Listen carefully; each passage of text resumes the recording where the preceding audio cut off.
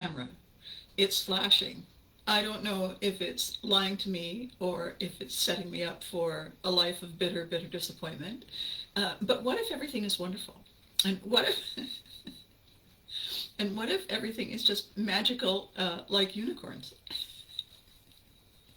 In which case, I'm going to just keep going and say good morning and how are you, and I'm going to explain this. explain this. They came in the mail yesterday. I just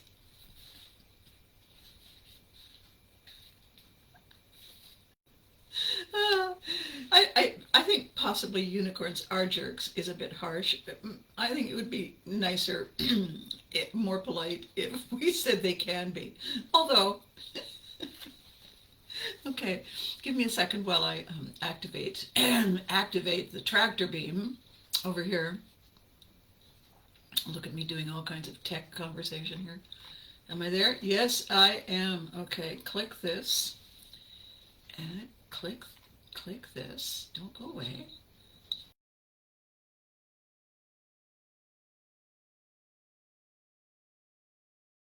Here we are, ladies and gentlemen, boys and girls, and I'm just going to do this quick um, uh, too low thing and start another event and have you thought of a different career? There we are. All right. It is the 9th of June, and we have a lot of rain up here, and a couple of my really good Facebook buddies are having some horrifying weather in the southern areas of the map, and you hunker down, folks, hunker down, get out of the path of the oncoming whatever, because this too shall pass. And kind of that's my theme for today.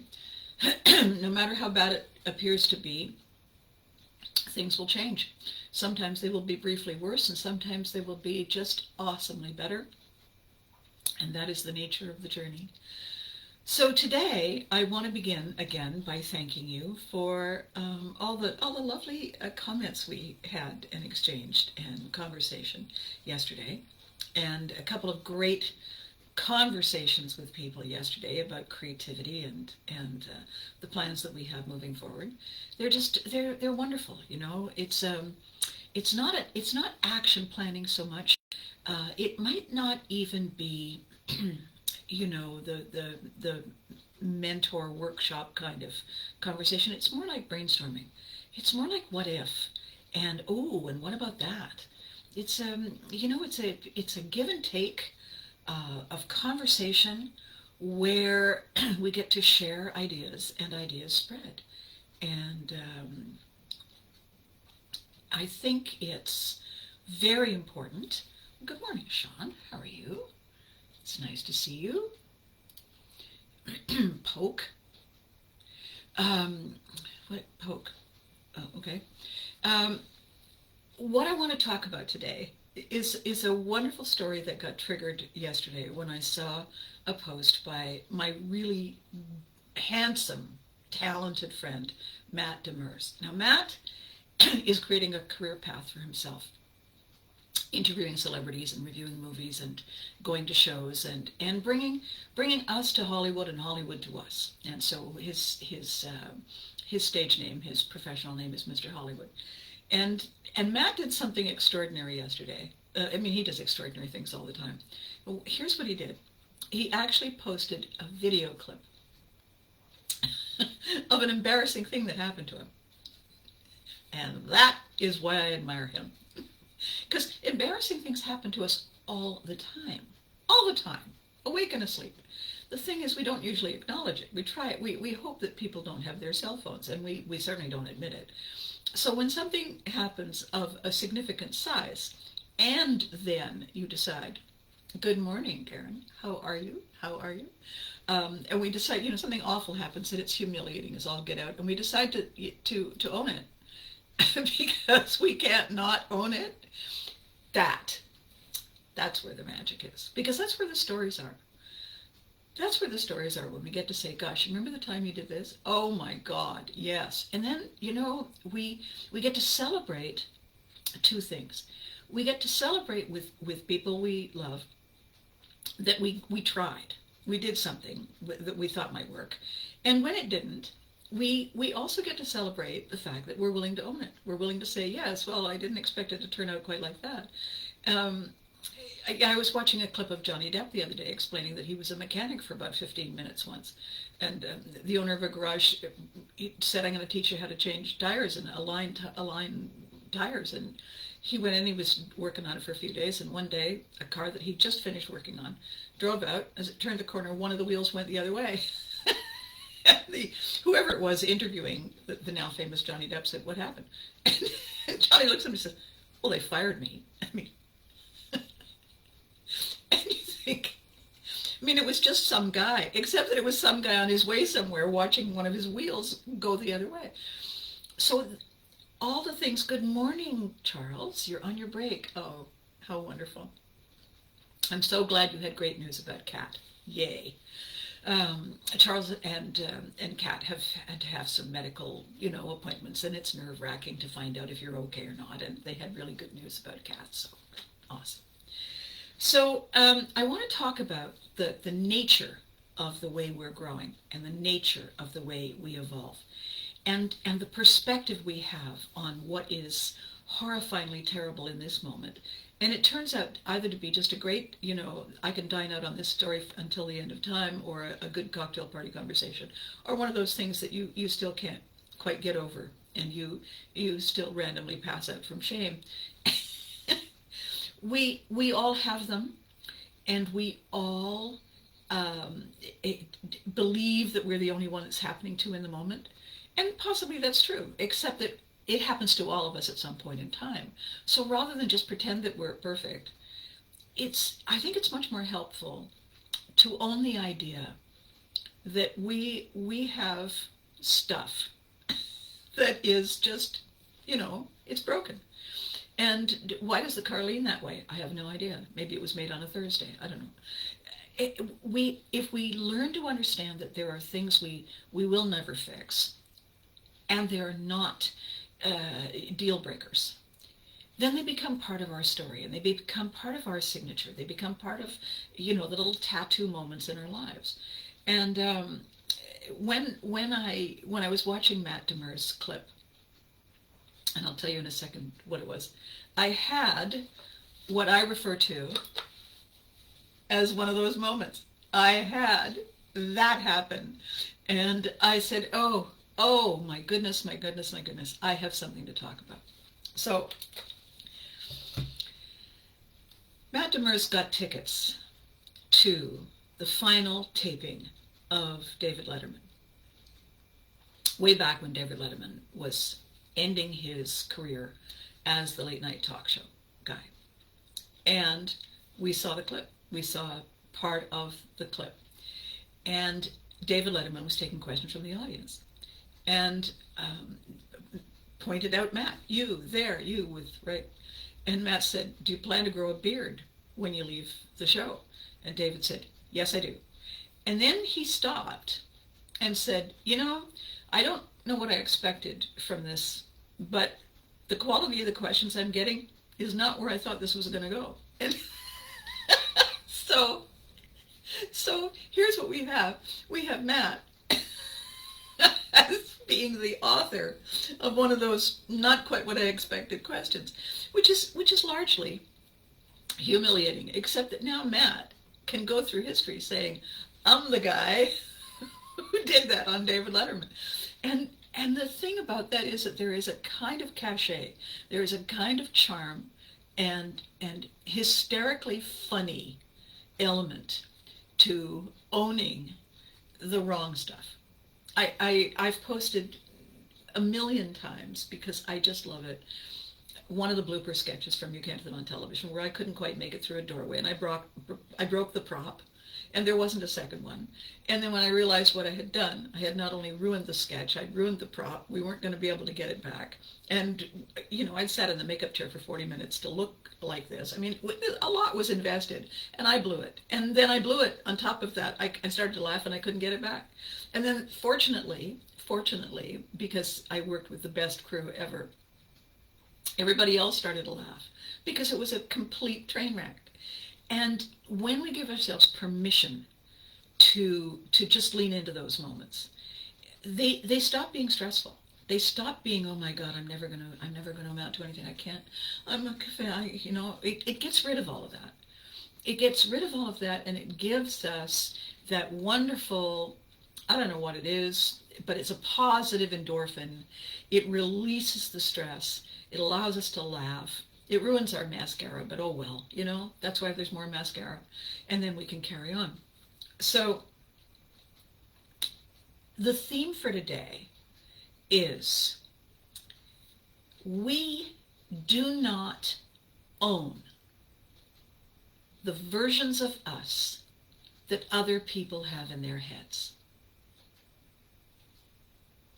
It's not up to us to convince people, to persuade people, to convert people to us. We are, in all our flawed glory, and hang around a minute and I'll show you something even more flawed, is basically the healthy philosophy to live. Because we aren't meant to be perfect. We are meant to be works in progress. We are meant to be adding to our story. And as everyone knows, the element of surprise and the color commentary and the crazy disasters that befall, as long as we survive, as long as we learn something and we come out okay, they're the lessons that we cherish when we look back. They're the moments that we say, you know, I never saw that coming, and it's amazing. And as has happened over the course of these videos that I started to do back in November, can you believe it? I started back in November. This is episode 56. I mean, 2 a week. And as I have evolved, I have been less concerned about my technical, what would we call eccentricities? Yes, let's call them those. I'm less concerned and panicky about them and more eager to talk to you and get your comments and find ways that we are similar, to find places we're going together, because that's where the fun is, that's where the magic is. So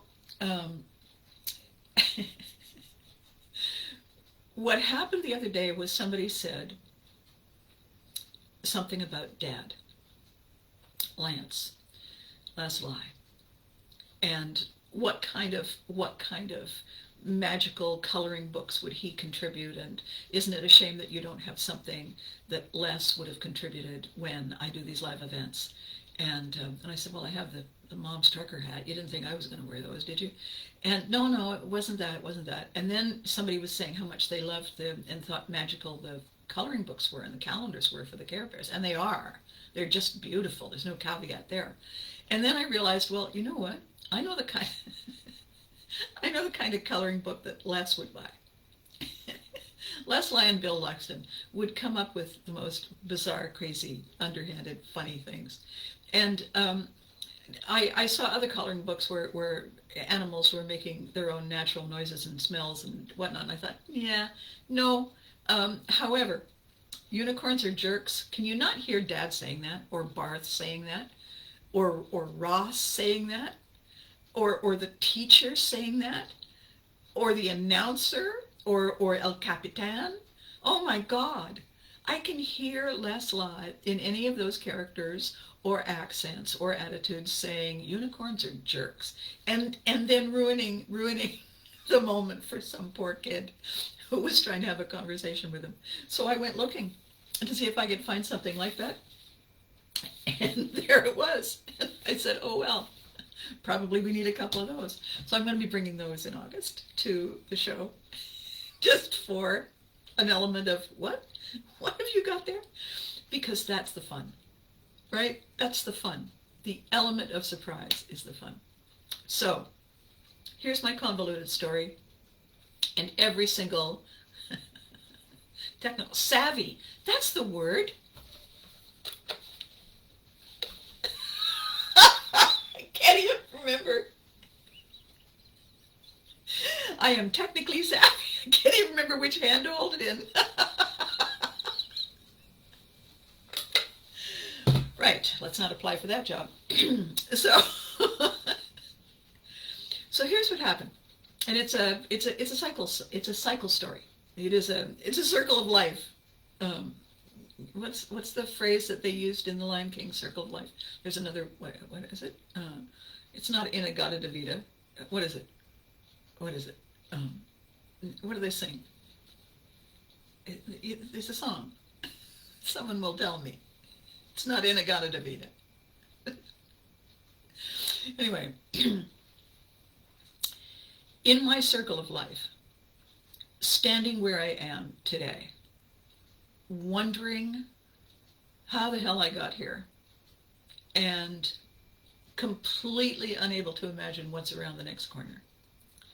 I am more okay with that than I used to be. I am more ready to have no idea what is happening, because there was a time when I was terribly concerned and trying to control what was coming or what was and what wasn't working, because I thought it was my job. I thought it was my role, my justification for being here. My job in the tribe, in the cave, was to make sure everything was okay. I thought that. And I thought that because it was kind of how I was raised. And then one day I realized that that was an incorrect instruction. It was something that my parents said out loud when they should have used their inner voice. Lion King, yes, Lion King. What's the song, Sean? What's the song? It's not Inagata Davida. What's the song? Everything's going to be okay. I can hear the song. I can't sing it. I can hear the music in my head. That is so annoying. I can hear it. Okay. Anyway, I worked for a very clever, talented, versatile man when I was in college in Ottawa. He had a television show. He had a newspaper column. He directed stage plays, and he was a writer. He was a very gifted writer. And he met me in the English class he was teaching, and he said, "I need an assistant. Are you interested?" And so he hired me. And I worked for him, and gradually as I got better at what I was doing, he offered me more and more responsibility. Ultimately, he was the one who got me my first TV auditions, my first appearances on television. And so in a way, he was really the circle of life. Circle of life. No, that's not the one. It is, but that's not the one. It's the silly song. These two, the warthog and the something or other sing it. Everything's going to be okay. Anyway, I'm spending time on my video talking about songs, and I'm not allowed to sing.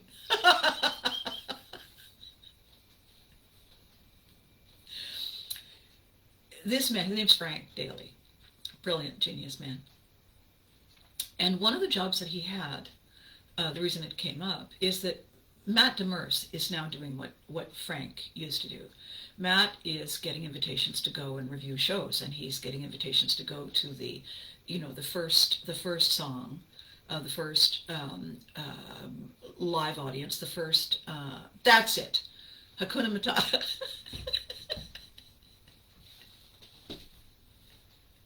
We can all hear it, right? It's all in your heads now. I've planted an earworm. Good. I'm not allowed to sing it. At least I can make it happen in your head too. Okay. So one day Frank got invited to go down to New York to interview and get the backstory on a film that had just come out called The Sunshine Boys, and it starred Walter Matthau and George Burns. And it was one of many invitations that Frank got. This time he was busy working on the final stages of a show he was creating. And he had too many things on the go, and he was married and he had kids and stuff. He had stuff. So he couldn't go. And he said, you know what? You're going. I'm going. I'm going back to New York. Oh boy. And he said, yes. Now here's the thing. You'll be staying at whatever hotel, and you'll see the movie, and then you'll be going to the Friars Club, which was in the day the place where the insiders used to go and hang out. Insiders in show business went to the Friars Club. And that's where there was going to be the press scrum, the media scrum, and we were going to interview these amazing people. Now, there's two ways that they do these press junkets, and I have subsequently been to both. One is that there are tables of 8 or 10 around a room, and the media are seated at the tables. And the celebrity, or celebrities, they come and sit briefly at your table. Everybody has their tape recorder or their phone or whatever on the table, and they sit briefly at the table, and everybody at the table gets a chance to ask a couple of questions. And then the volunteer, the handler, taps the celebrity on the shoulder, and then they move on. And so it's like a musical chairs. And then the other,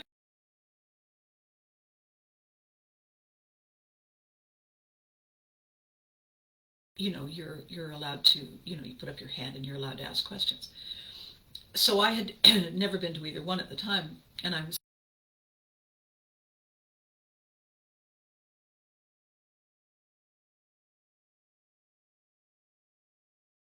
now here's the thing. You can ask as many questions.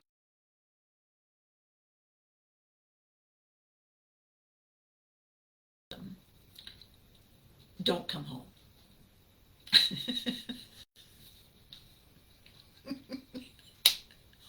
Okay, no pressure. I'm like 20. What? And so I get to go to New York, and it's wonderful. And it's everything it has always been and always will be. And I booked the hotel, the desk, and the reservation was for Frank. And so they said yes, and I said, Frank Daly. And the guy at the desk said, Frank Daly? And I said, I know, my parents always wanted a boy. And he said, no, see, I know Frank Daly. And I said, oh, okay. So I'm Abby Haggard. I'm his assistant. And he sent me instead, and here's his note. And he said, okay. First time I've ever had anybody give me a note, an excuse to check in. And so I checked in, and then I saw the movie. And then the next day, there we are at the Friars Club. And I'm surrounded by everybody I've ever seen on television who is famous for interviewing celebrities. It's like second tier celebrity, Siskel and Ebert or whoever it is now, or Matt Demers, right? If I say, oh my gosh, Matt Demers is at the next table, and I'm nobody, I'm just me. So, and they were all asking some of them asking really good questions, but others were asking questions like, Mr. Burns, how many cigars do you smoke a day? And I was thinking, you have this once in a lifetime opportunity to meet George Burns, and you're asking how many cigars he smokes? Why? And the more those things happened, the more my idols in media and wit and journalism and interviewing and conversation, the more ordinary and unimaginative they were, the more my confidence grew. Because, well, for heaven's sake, I can think of a better question than that. In fact, I have two that I have to ask or don't go home. And so I had a different kind of attitude when I finally got up the nerve and I put up my hand. And I was pretty cute back then. I was blonde and, 20. And so I put up my hand, and Walter Matthau said, yes, you, the blonde.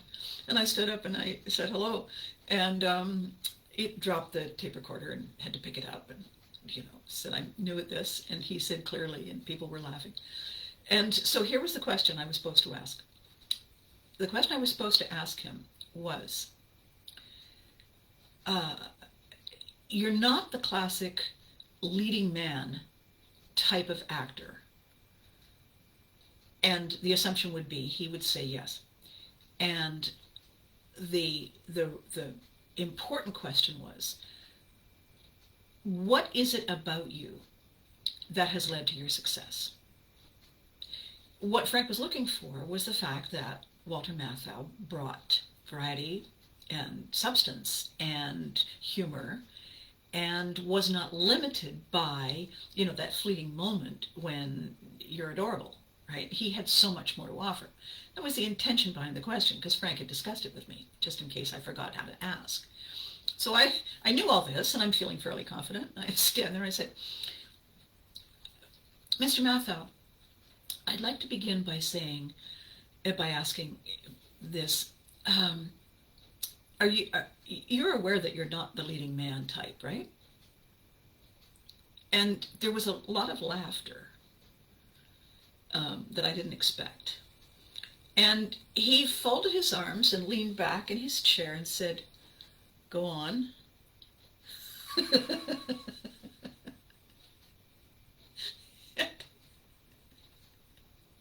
Go on. On the list of what he might say, go on was not in the top 10. And I began to lose my confidence. And I said, well, I mean, you kind of look like somebody who might sell shoes.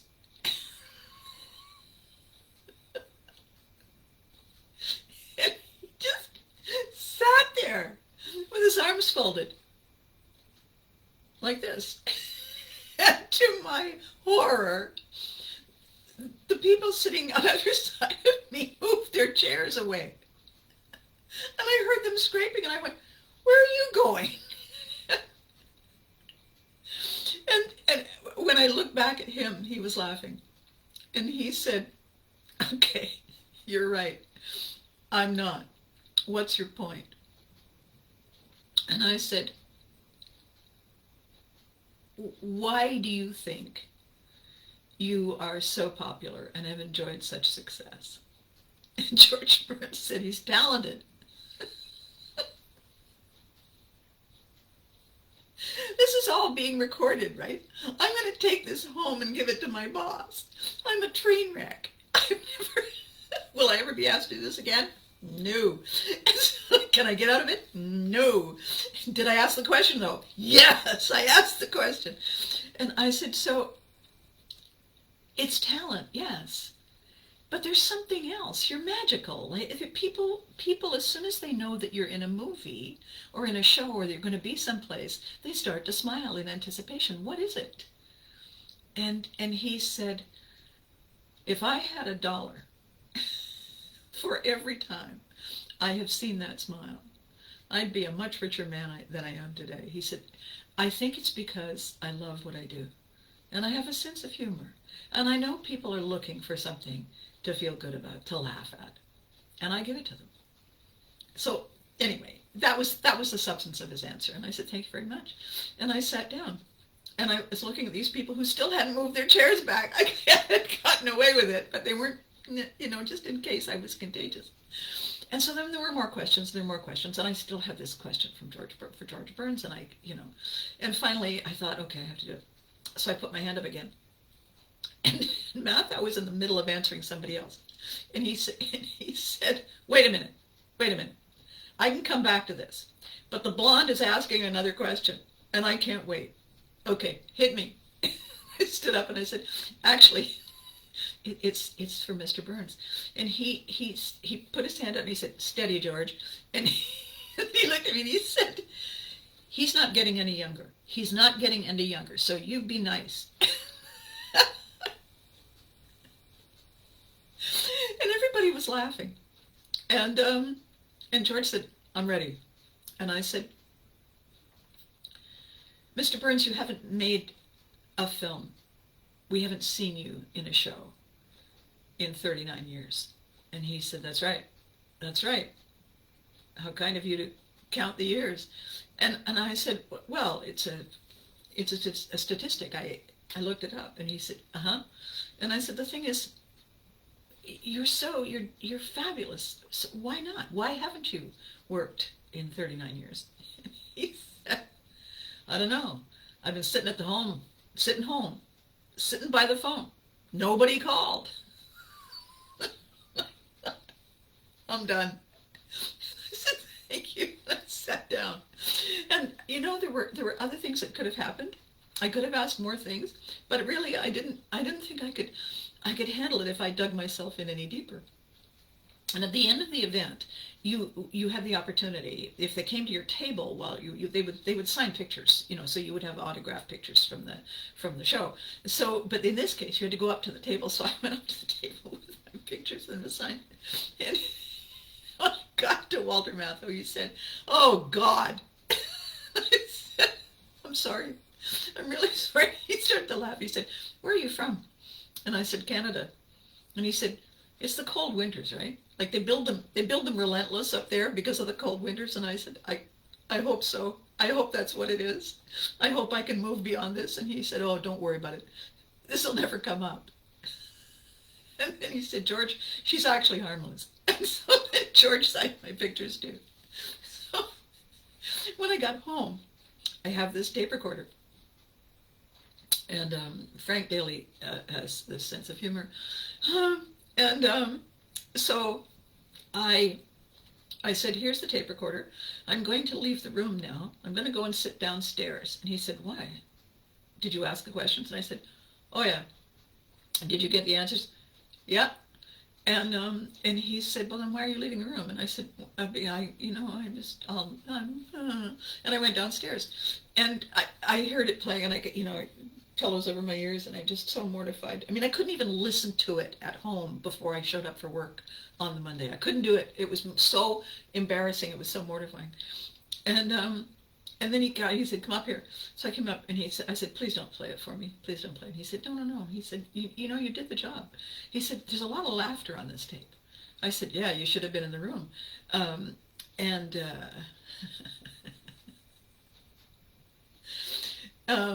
The awfulness of these moments is that they don't leave your head. They're there, right? And so then this crazy thing happened. Frank wrote the column, and when the newspaper came out, he said, "You might want to have a look at the column." And I said, "Oh, I'd love to." And the header on the article was one of the pictures that I had been given, one of the still shots I'd been given from the movie that George and Walter, called them by their first names, signed for me. And then the column. The thing was, Frank had them put my byline on it. Special correspondent, Abby Hackyard. That was pretty impressive. It almost erased the embarrassment. So, time passes, and I feel that is going to be one of those moments that I will treasure. And that it's in the past. It's one of those things, and if it comes up, as happened yesterday when Matt Demers showed the video of him at David Letterman, and I thought, oh my God, Matt, you're the bravest man I know. And it instantly brought back my moment at the Friars Club, and I thought, okay, there's my story tomorrow. Okay, but it's not done. That event was not the end. My byline, God bless Frank Daly for doing that for me, one of my proudest moments, even though underlying every proud moment as I read it was my clear and present memory of how horrifyingly embarrassing it was.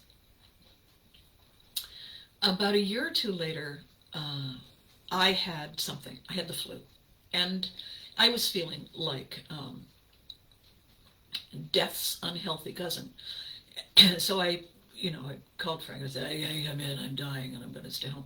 So I stayed home, and I made chicken soup, and I watched daytime television, which I never did. And it was a talk show. an afternoon talk show. And I thought, okay, I'll settle in and watch this. Phil Donahue, if anybody remembers Phil Donahue. And his special guest was Walter Matthau. And I thought, oh, this is cool. This is cool. I can't wait to watch this. I'm feeling better, and I'm drinking my soup and my sweet tea and eating toast. And they're talking about how are you doing and what are you up to and this and that, the other thing. And Phil Donahue said, so something about interviews and what it's like when you're on the tour for a movie and you have to sit through all the interviews.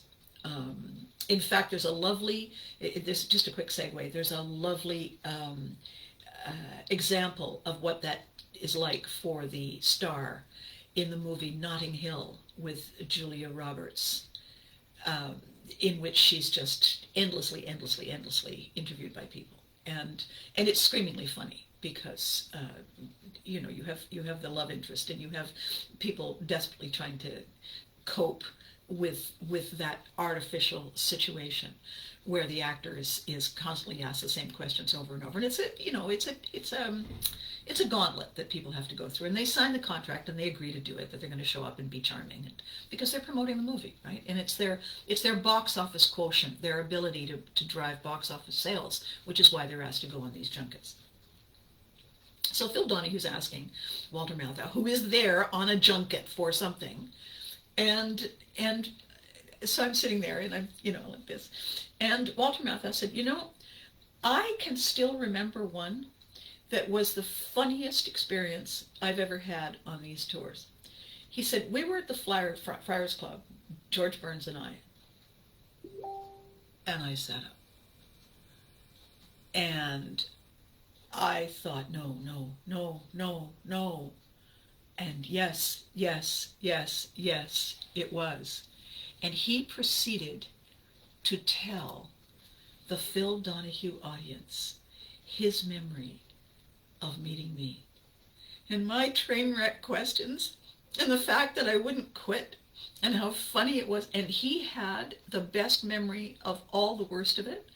And then he said, and then she had to ask George, and this poor girl, I mean, it was her first try, and God love her for being persistent.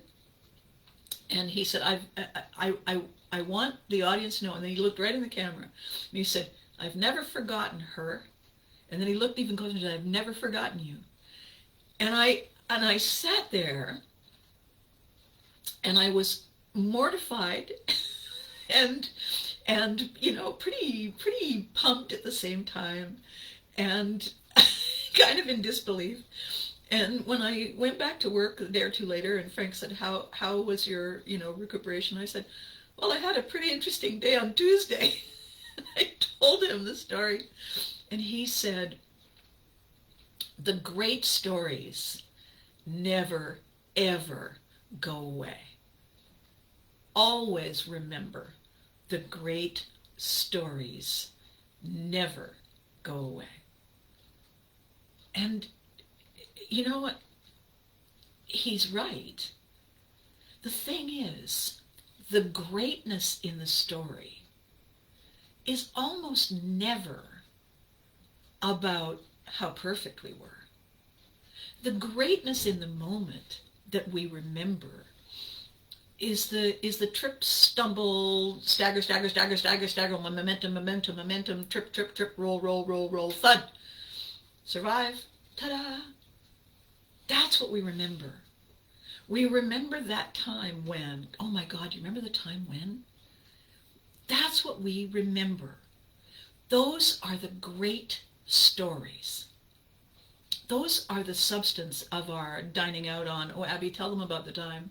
Or, Abby, do you remember? I'll tell it this time because you always get it wrong. I don't get it wrong. That is the substance of our conversation. The other stuff that we get hung up on, do they like me?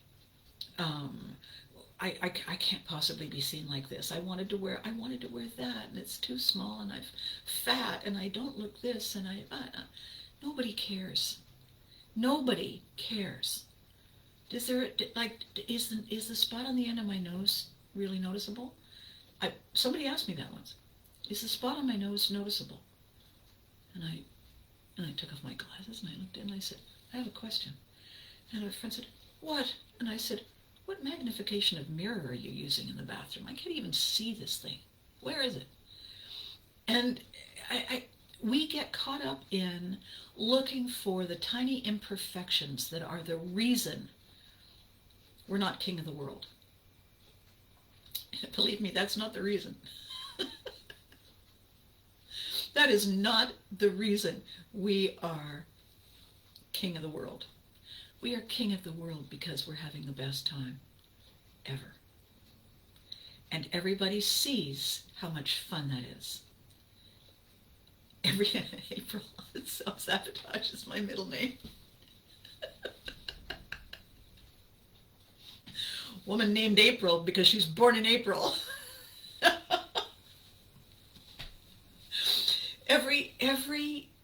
Everything that happens to us that is a train wreck in the moment builds onto our story.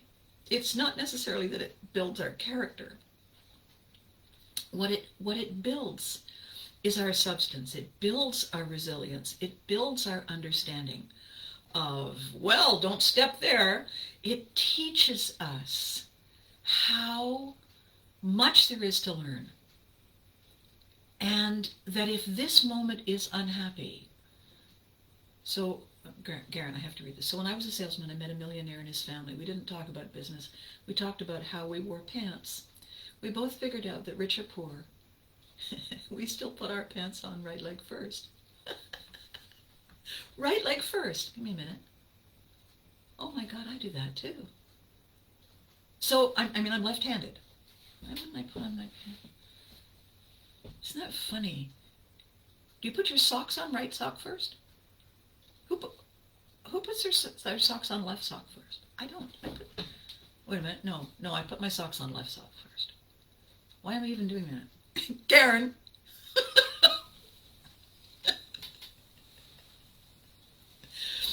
So, the reason that I wanted to take this direction today is because the conversations that I've had the last couple of days with people, they really are coping with some stuff, real stuff, and they want to feel better.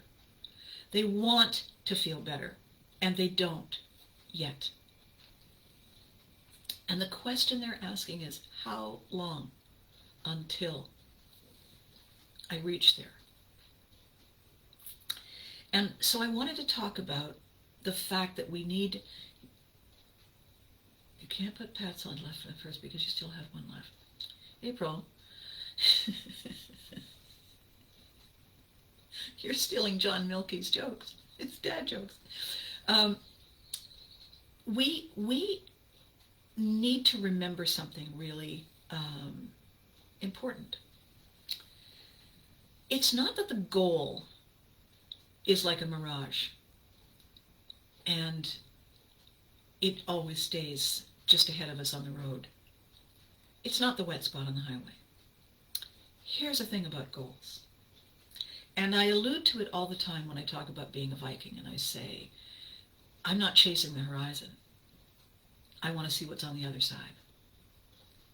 Because that's what happens with goals. We set ourselves an opportunity. And the opportunity is, well, let's go with my weight loss thing. 5 pounds, 7 pounds by Friday. I love that promise because it's such a blatantly false promise. If we lose the 7 pounds, we wake up Friday, we get on the scale, and miracle of miracles.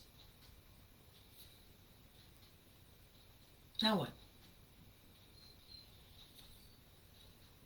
Have we reached our happily ever after? I mean, is there anything else we need to do? Can we die happily now? No, of course not. As soon as we've reached the 7 pounds, there's a new goal. I used to work with a client who had this habit of saying, I just wanted my happily ever after. And I got so fed up with it at one point, I stopped being polite. I started being, real. And I said, happily ever after what? Lunch? What? What do you think happily ever after is? After isn't a place. So what happens? What happens next? Something has to happen next. We don't all lie down and die. We carry on because there's a new goal. There's always a new goal. You know, I said when I started doing these videos, my goal with these videos is to reach the place where I know I have this ability no matter what.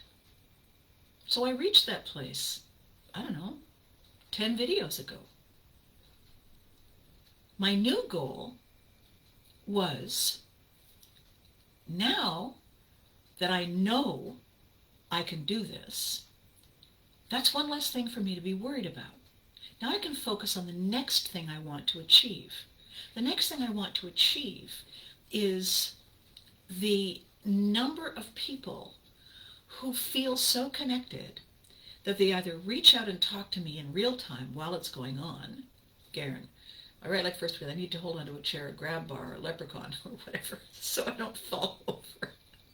You're right-handed, so I grab support with my right hand. Oh, I see. Where do people get leprechauns these days? Is there a store?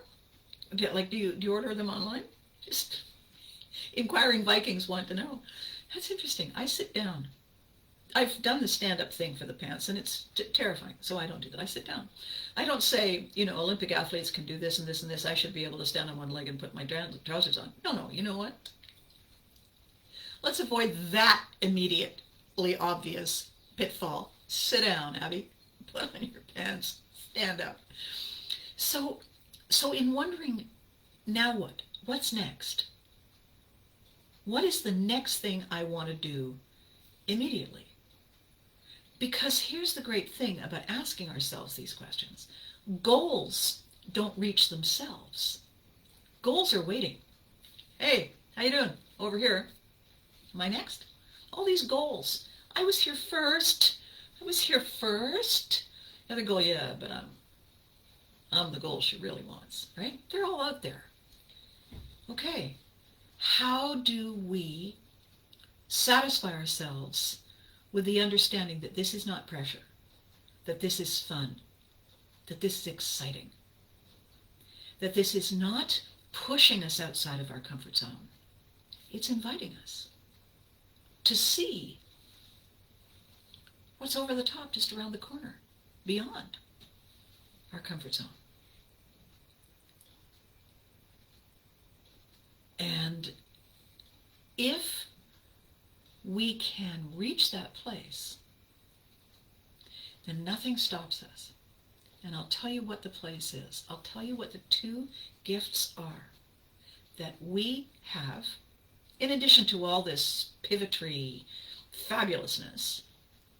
The two gifts we have that keep us growing and shifting and changing and forgiving the mistakes and staring at them to figure out how we did them and why, so that we try not to do them exactly the same way again, are these. Curiosity. If you're not curious, you're one of those contented cows that just kind of stands there chewing. If you're curious, if some little part of your brain, somewhere in you, something says, I wonder,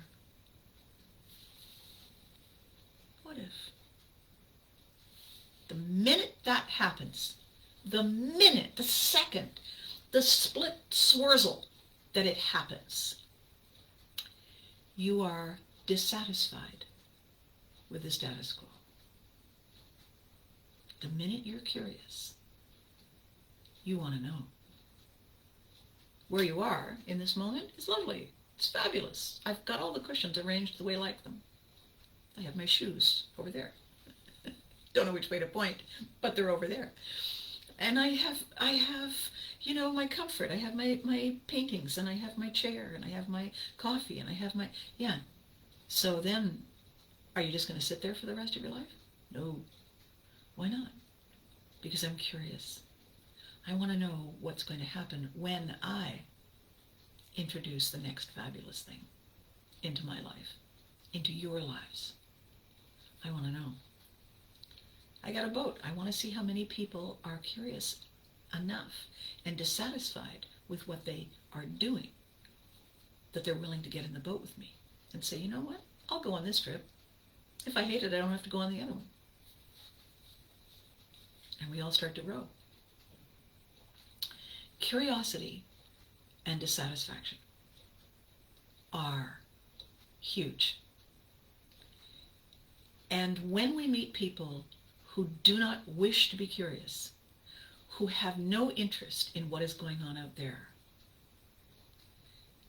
the minute we are curious, genuinely curious,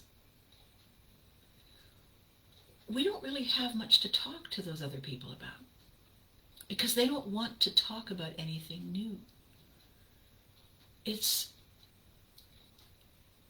Yeah, good for you, April.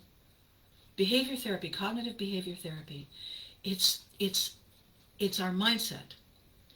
It's our comprehension, our understanding of if-then, of putting things in context, of seeing things in a different light. You know, if I lean way in and I get close to the light, my face is all washed out. If I'm further back, first of all, I disappear off because my chair rocked. But if I'm further back, I try to make this work, the lighting is better. It's an indication, of course, why photographers keep saying, just go further back, Abby. Just further back, further back, a little further, little further. Explains so much, really. They told me it was the light. I'm beginning to wonder. The curiosity that we have, the natural curiosity that we have, is how we, in the cave days, survived. What is that loud noise? Leap out of the way. What is the sound? That sounds like a train. Whoa. That is what keeps us moving forward.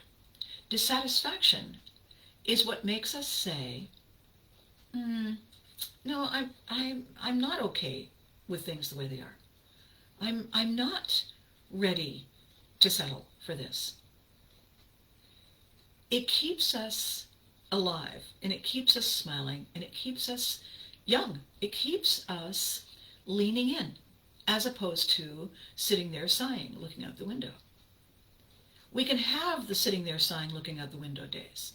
We certainly deserve the self-care days where we stay in bed and we drink sweet tea or hot coffee and we eat toast, or we have a day where we say, you know what, I'm craving cheese doodles and I'm going to eat this crap that has no food value whatsoever because I feel like it. Okay then, go for it. Do us proud. And then we say, okay, so now I can't get any of the orange off my hands and I feel like I ate a styrofoam cup. And I can't imagine why I did that, except that it was a craving. So you did it, you fed into it, good. Now you're curious again. Now you're awake and you're up and you're wondering, you know, can I fit in my workout today? How much more do I have to do? As soon as we are curious, and as soon as we are dissatisfied with what is, we're ready to commit. We're ready to focus. We're ready to change things and try for something different, bigger, better, new. We're not changing because someone else tells us to. We're not trying to be their version of us. As I said, we don't own other people's versions of us. When I meet people who say, you know, I thought you would have been smarter or taller. I'm fonder of people who say, I thought you would have been older. Because, you know, clearly genetics are working. Clearly those daily workouts are working. Um, we we want things when we are hungry. We need peace and quiet and time and self-care between those high energy peaks because we need to rest and restore and recharge. The ocean isn't one continuous wave. The minute the wave hits the beach, ta-da, it goes away. Why does it go away? To recharge. To go get more water. Come on, boys. This was great. Come with me. To come again. To do it again. To do it differently. To try it leaning this way. All of nature does it. All the time. And so do we. And so do we. One of the people I was talking to yesterday about possibility as a writer. And I said, if you have time, when you have time, go and check out Story Me TV. It's my new production company. And I'm going to create a lot of projects, not by myself, not alone. It's a large boat. Many oars make like the work. And I said, I'm going to need talented people. I'm going to need talented people with ideas and ambition and commitment and dedication and talent and discipline who are hungry and curious and want to try something new. So check it out, read what it's about, and then let me know if it's you. And if it's you, then we'll have a second talk and we'll see what's possible. We'll see if it's my boat you need to be in, and if it is, whether you want an aisle seat. And I'm constantly doing that. I'm doing it low-key and stealth-like with these videos, because the more you get to see me on a consistent, regular basis, the more you get to see who I am, who I always was, shorter, before mom, before, where's the, what have I done with the glove? There it is. Before I became this for so many people. Hello, dear. Hello, dear. Are you wearing clean underwear? Have you washed your hands? Before I became that, I was this. Always have been. Am I smarter now? Yes. Am I wiser? Yes. Do I know that I need more work? Yes. Is it the same for you? Absolutely. Absolutely. That's why I'm here. That's why we're here. We're in this together to find opportunities to build this extraordinary tribe. And we're not limited by geography, and we're not limited by time, because while I'm recording it live, I'm posting it on half a dozen platforms, and you can watch it anytime you like, when it suits you. And then, all I'm asking is, can you put a link up? Absolutely. Absolutely, I probably will. I'll put it up. It's called storymetv.com. Exactly the way it sounds. And I'll put up the link. I'll put up the link to that. Thank you, April. And I'll put up the link to the YouTube channel. So, where we are in our lives right now, I know where I am. I'm 5'7" and I'm at the front. Where we are is on the brink of something exciting. The thing is, we're on the brink of something exciting every day. We just don't notice because we get caught up, right? We get caught up in stuff. So this is what is happening moving forward. The Pivotry in Motion collection, the series, the opportunity to talk about us and who we are and how it works is coming together beautifully. And it takes a while to get a book together. This isn't a one big long book. I did this once. I did this. You knew this was going to happen. I did this because I thought it was going to be a great idea. 350 pages. Tons and tons of photographs of people you watched on television, of people you can't forget. And the book is my interviews with them about what it was like for them back in the day when they took a walk with fame, what it meant to them, how it changed them, and how they feel about it now. It was a very expensive book to produce, and as a result, it's a very expensive book to sell and buy. And I realized that that was the mistake. I don't want the book to be expensive to have. I want it to be a book that you can't afford not to have. I want it to be affordable. So, Pivot Free in Motion is not going to be one book. It's going to be 7. And they're going to be shorter. Fewer pictures. But the substance is every bit as awesome, because 5 of the books are about you. They're about those of you that I've interviewed. For this first go-round, 20 of you. They're about your stories that tell us what your significant pivotry moment was, why it came along, why you chose to lean in, and where it has taken you. And these are valuable to all of us because they're pinpoints on the map. If I just talked about me, it would be far too easy for people to say, well, it's all very well for her, she's her. Because I have become small f fame, small c celebrity, and so it's easy to put me in another corner. It's easy to call me or categorize me as one of those. You can't do that when you're in the book. You can't do that when you know perfectly well it's one of the other people who's watching these videos, who comments, whose remarks you see on Facebook every other day. You know it's about us. You know it's about our journey and how we get from where we are to where we want to be. All the time, every day. And how we have always done it and always will. Because it's our superpower. It's what makes us extraordinary. So, to recap,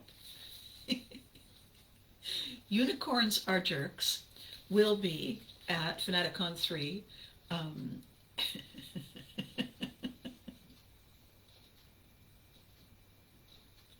Oh dear, I'm sorry. Don't look in the book, Abby. They're going to be at Fanaticon 3 in Ottawa, August 14th, Sunday. And as soon as I can figure out, as I said on Tuesday, I'm going to figure out how this Facebook Marketplace works, or how you can put your stuff up and put little price tags so people can reach out to me on whichever one of these pages it works on, so you can order stuff directly. Or you can go to Amazon. Have I mentioned that Famous on Amazon? It's available on Amazon.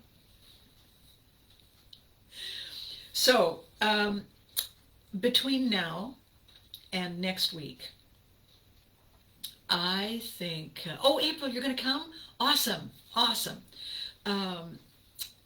April's going to come to Fanaticon. So if you're anywhere near the Ottawa area, you know, like Wyoming, that's not far, is it? Indiana, you know, Florida, anywhere, come on up to Ottawa. The weather's lovely in August. In between now and next week, I'm going to post the Story Me TV link, and I'm going to post, of course, the link to the YouTube channel. And I'm inviting you, as always, to tell your friends. And if you haven't subscribed to my YouTube channel, please do. We had 75, and then somebody decided that they thought it was, I don't know, macrameing newts, and it turned out not to be, so they unsubscribed. So awesome, Sean. And so the opportunity to help me build my YouTube channel audience is the simple click. You don't even have to put yourself through watching the actual videos, although there's other stuff. There are my videos, so there's after today there'll be 56 videos. 56 videos. People like us do things like that. There's also my voiceover podcasts. I think I had 60 of those. And then there are a few clips, a few video clips from You Can't Do That on Television. And there will be more stuff. There will be more layers of stuff available. So why not subscribe? Costs you nothing. And help me build the numbers. So between now and next week, do some research, do some homework, check it out. And, think about your own self. When I just before I started recording today, I posted the visual for the section of Story Me TV called Fanfare. Fanfare is not a whole bunch of trumpets. Fanfare is the food for fans. It is what fans need as fuel. The opportunity to create, to collaborate, to investigate, to get together and help me build this. So the fanfare component in Story Me TV is that it's either content that was developed by you or content that you contribute to in some way. And it doesn't have to be writing, and it doesn't have to be art. It can be anything, because any platform is viable. And every show, every project, every concept is multi-layered. Whatever it is you're good at, who knows? There may be a place for you in that boat. It's cool, isn't it? I'm just over the moon with it. So, between now and then, you know the drill. You're going to like this, you're going to tell your friends, you're going to do that and that. And then, all the way through, when you're getting a bit too hard on yourself because things didn't work the way you thought they would, you know what? In this particular moment, they probably weren't supposed to. There's probably something better. Was I supposed to make a damn fool of myself at the Friars Club on my first time out as a journalist? Apparently. You know why? And oh my God, I almost forgot. Before we go, the cherry on the icing with the sprinkles and the sparkler tag on this incredible story. It's incredible. I'll post the picture later. Once upon a time, while we were recording, shooting, doing You Can't Do That on Television, Les Lai and his partner in crime, Bill Luxton, were cast in a theater production of The Sunshine Boys. And he was telling me that they'd gone out for the auditions. And I said, no, oh my God, what irony. And I told him the story of how I'd humiliated myself with with Walter Matthau and George Burns. And Les said, well, you should audition. You should come out for Miss McIntosh. Miss McIntosh was the nurse. And she was a sexy blonde. And when she was introduced and somebody said, what's your name? Nurse McIntosh, like the apples. So I thought, oh, I'm a shoo-in. Les said, come on down. I mean, the part's yours, obviously. So I went down to audition. And hysterically, the person directing the play was my arch nemesis, the actor rep who didn't like me. Oh, Abby, the part isn't for you. It requires somebody attractive who can act. And I said, well, I can, unless she can audition. And said, well, she can audition. So she said, well, all right. So I came in and I did the whole thing. And she said, no, it's impossible. It's impossible. So I left the audition and I was laughing because I had figured she wouldn't cast me. Once bitten. And next time we were, in rehearsals at You Can't Live on Television, Les said, I have an idea. Because he played a doctor. There was a doctor clinic in the show. Periodically, it was in rotation. And he said, he's never had a nurse. Or he had a nurse and it was Christine before you came along. Or it was Lisa or something. And he said, we're going to have you come in. But I'll explain it to Roger and Lizzie will make you up. And you're basically going to be Nurse McIntosh. So we did it. We actually did it. I can't believe I almost didn't tell this part of the story. So there is an episode, I can't remember which one it is. Maybe it's on health or whatever. Somebody will chime in and tell me. Somebody will chime in and tell me which episode it is. And and so we did it. We didn't steal the entire script verbatim. I mean, Leslie was a really great writer, and he collaborated with Roger to do the sketch. But I came in, and I had the costume, and I had the little hat, and I had my blonde hair, and I had my voice, and I was Nurse Mackintosh like the apples. And you see, here is the point. That run of the Sunshine Boys at the Ottawa Little Theatre in Ottawa, back in 1492 or whatever year it was, that moment has gone. We can still watch George Burns and Walter Matthau if we just call up the Sunshine Boys on whatever the streaming thing is. We can still watch it. And we can also watch me have my shot as Nurse Mackintosh, simply by going to YouTube and Googling that episode. We have to try and fail until we get gooder at it so that we bring our best and win. That's the way it works. How many times was I completely mortified? You remember the doctor scenes? Nurse Mackintosh. And it goes all the way back through the whole thing I talked about today, April. The link. I would not have had the faintest idea who that was. I wouldn't have tried out for that play.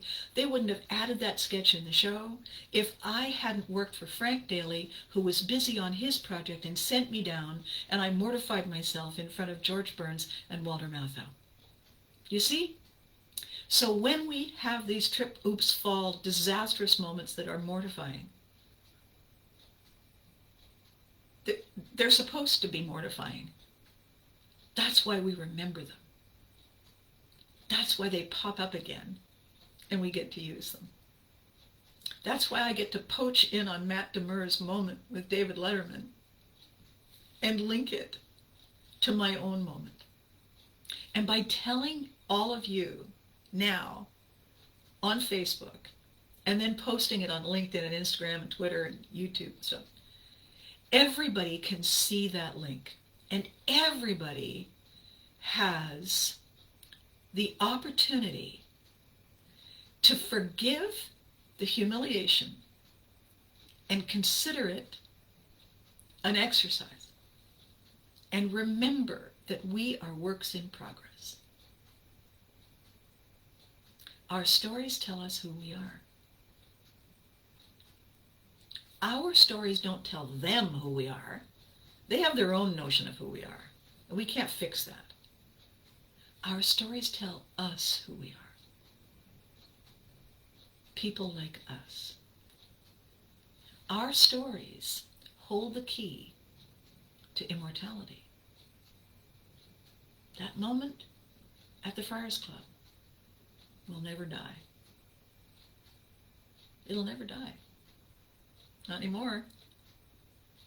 None of this will ever die, because at some point, at some time, you will be talking to someone about some random other thing and say, oh my God, I've just remembered the most amazing thing. You know, back in, 2022, can you imagine? I was watching these videos that Abby Haggard did. You know it, right? So anyway, there was this one that I've never forgotten. Blah, da, blah, da, blah, da, blah. And it reminded me of da, da, da, da, da, da. Immortality.